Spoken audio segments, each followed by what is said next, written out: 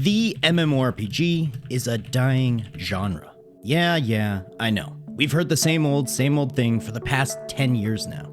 And while admittedly the genre has seemed to run dry of new and innovative ideas, there are still many people like myself constantly itching for that new MMO experience. And also itching for a VPN. This video is sponsored by SurfShark, but we'll get into more on that later. Let's be honest, we're all just chasing that dragon of experiencing an MMO for the first time all over again. But while MMOs might not be quite as popular as they once were, there is definitely still new games being worked on, new games being released into alpha and beta testing, and plenty of news on the horizon, which can still make us MMO junkies pretty excited to hear about. Today, I've compiled a list of 8 of the actually most promising up-and-coming MMOs that you should keep an eye out for. Now, before we get into some of these new MMOs, I wanted to talk to you guys about the importance of a virtual private network. As I mentioned, today's video is sponsored by SurfShark, who can not only aid you in keeping your online identity safe, but will also allow you to virtually travel to any country in the world. As online gamers, we constantly use the internet as entertainment, a means to acquire knowledge, a way to communicate, but it's imperative that you keep yourself safe from anyone who might be trying to collect your data. SurfShark's Clean Web feature allows you to block ads, trackers, malware, and even phishing attempts, giving you the peace of mind to surf the web safely.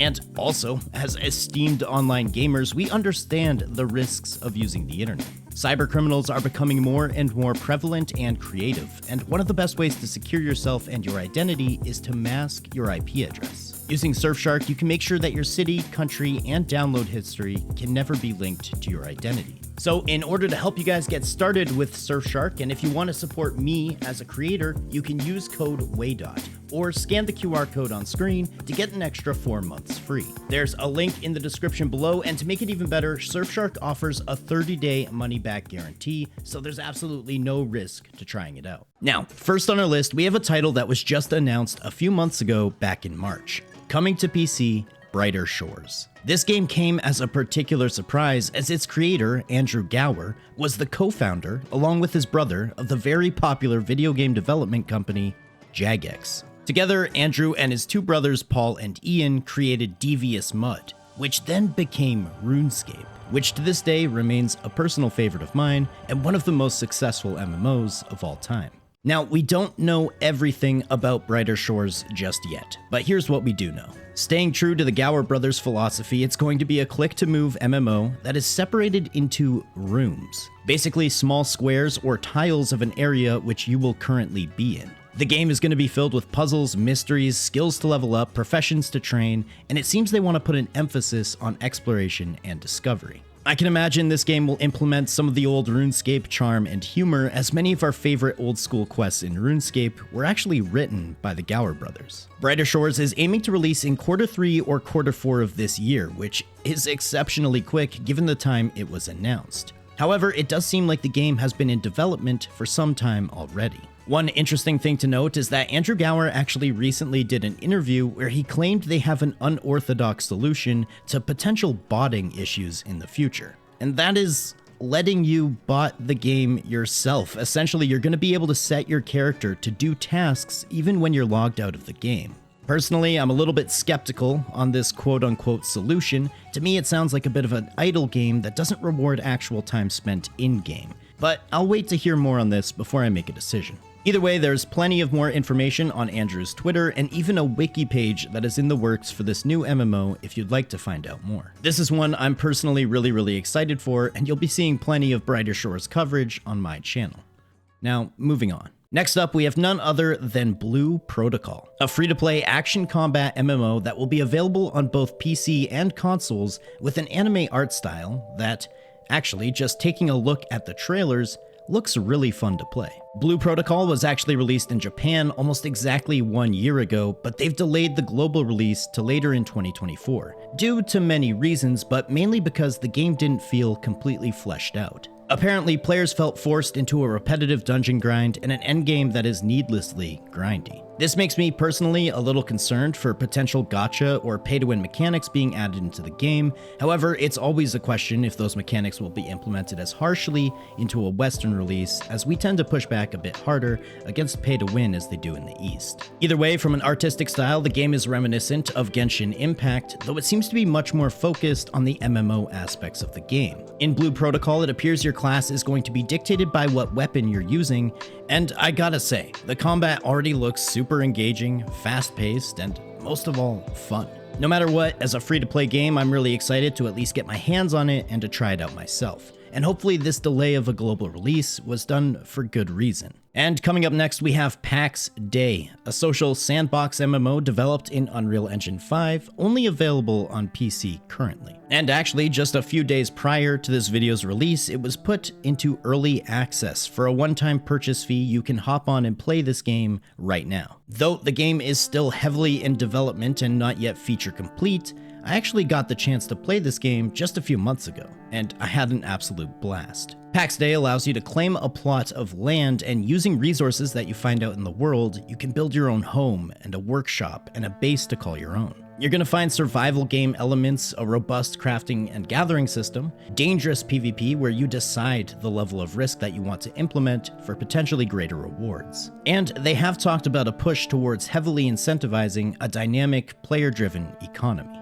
While I was personally playing Pax Dei, I really enjoyed the sense of progression through acquiring more and more difficult materials by exploring, gathering, and eventually refining those materials in order to make myself a really awesome plot of land. Though I must admit, the combat definitely needs some work, as it feels pretty lackluster at the moment. The possibilities really seem endless with this one, however. I mean, just take a look at this absolutely massive structure that Asmon and his viewers were able to create by working together. Pax Dei is hoping to come out of early access in June of 2025, and hopefully within this year, we hear more and more promising news about this one. Next up, with plans to release on both PC and consoles, and made with Unreal Engine 5, we have the sequel to one of the world's most beloved, yet also controversial MMOs of all time, Archeage 2. While the original Archeage put a heavy focus on open-world, large-scale, faction-based PvP, Archeage 2 seems to be moving away from that concept, instead focusing more on PvE as well as guild versus guild conflict.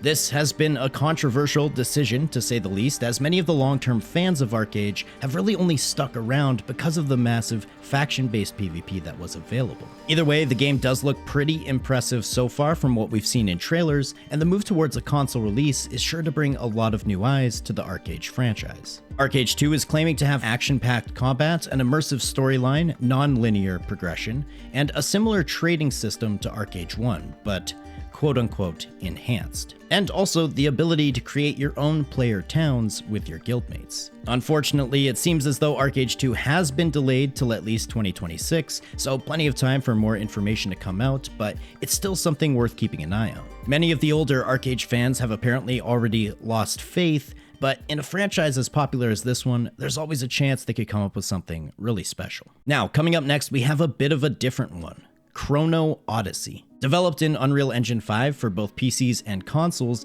this game has one of the most visually stunning trailers I've ever seen. Seriously, the game looks absolutely beautiful. Not a whole lot is known except that it's going to feature action combat, the potential for massive open-world boss fights, and we see weapons being used such as swords and battle axes, but also guns and bows. There's also going to be a time-bending mechanic. Makes sense with a name like Chrono Odyssey. I'm sure in some way, shape, or form that means time odd or weird time, I don't know. But seriously, I can't get over how amazing this game looks. Shooting for a release date sometime after the summer of 2024, meaning I'll probably need to upgrade my PC even sooner than expected. But we might actually be able to play this game quite soon. One important thing to note, however, is that both Archeage as well as Chrono Odyssey are being published by Kakao Games, who have a bit of a reputation when it comes to pay-to-win monetization strategies, and also over-promising, but under-delivering. However, this trailer is just so impressive, I think I'm gonna remain cautiously optimistic. Next, a game I've had my eye on for quite some time at this point, Throne and Liberty. It's basically the spiritual successor to Lineage 2. That's shooting for a Western release through Amazon Game Studio in the latter half of 2024. Though we've gained a fair amount of info through paying attention to the Korean release, the game is most certainly pay to win, and the grind is absolutely real. However, despite that, the game looks really well polished. The visuals and the combat are immersive and weighty. The class system is extremely flexible, and it doesn't pigeonhole you into any certain role. It's easy to change and play how you want to play. And despite a lot of speculation about fearing a Lineage or BDO gearing system, you can't actually fail to upgrade your gear. It's important to note as well that Throne and Liberty participated in a closed beta test where the feedback was so overwhelming, they decided to completely redo and rebuild the entire combat system to more traditionally align with your standard action combat. And although I've heard it's fairly standard, nothing super unique or special, at least they got rid of the supposed autoplay feature that they had baked into the game prior. Either way, Throne and Liberty looks good. The group combat looks amazing. We're just gonna have to wait for a Western release to see how badly the pay-to-win mechanics affect gameplay. And hopefully as we get closer and closer to that date, we'll get more and more info. And next up, only for PC at the moment, we have CorePunk, a game I actually just played because I had access to the alpha testing. CorePunk is a top-down ARPG MMO set in a steampunk-inspired world. Unfortunately, their closed alpha testing was cut short due to server issues, though they are hosting another playtesting in early July. I actually thoroughly enjoyed my experience with the intro to CorePunk.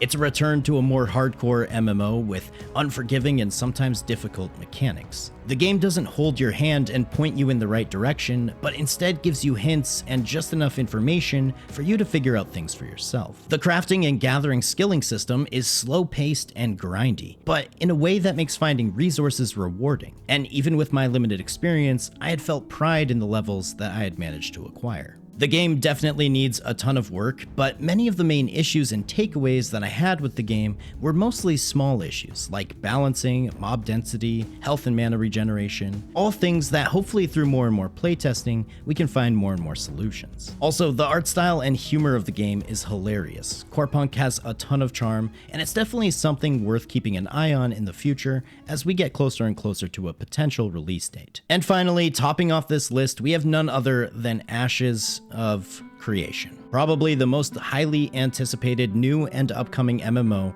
with more hype surrounding it than probably anything we've seen in the genre in the last decade. Ashes constantly puts out development updates, has the most open communication out of any other game on this list, and even somewhat recently upgraded to Unreal Engine 5. So if you haven't heard about it, I'll quickly explain. It's a highly ambitious open world MMO that allows the entire world and its systems to be created by its players. From dynamic plots of land to immense world travel and trade using caravans. It has fully fleshed out PvP and PvE systems, including water exploration, flying mounts that can be only obtained by a very, very small percentage of the player base. It has lots of things that all sound amazing, but I can certainly say that the hype for this game at this point has probably outlived anything the developers can actually release. I've heard people say this is going to be the MMO.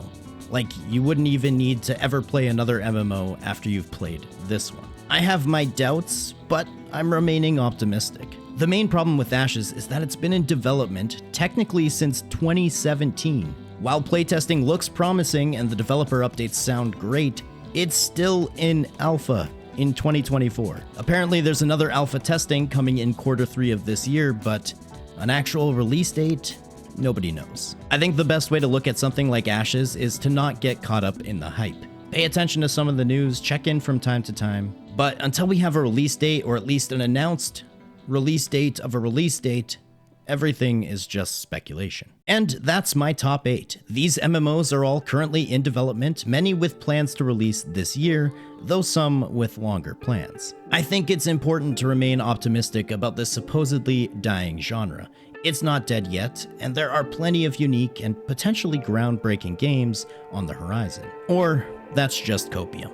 Who knows? Oh, and also, one thing I would like to mention is that earlier this year, I really had high hopes for the potential Riot MMO. However, news recently has looked grim for this upcoming title, as the team mentioned that they're going to be going dark for several years, as the initial vision just didn't look different enough from other games. To me, it sounds like they really want to get things right with their MMO, but I'm sort of worried that this means we won't actually ever see an MMO from Riot. This might be a sort of shelving announcement as they slowly trickle funding and developers into other projects. They even lost their executive producer, Ghostcrawler, a few months prior to this announcement. Apparently, he is now working on his own MMO, which hopefully we'll get more news about, and it can be featured in videos similar to this one in the future. Anyway, folks, I want to say a thank you to everyone who made it to the end of the video. Don't forget a like, a comment, those things help a bunch, and if you really enjoyed the video, consider becoming a channel member. Also, thanks again to SurfShark for sponsoring today's video. Don't forget to check out the link in the description to get an amazing discount. But anyways, I'll catch you all in the next one.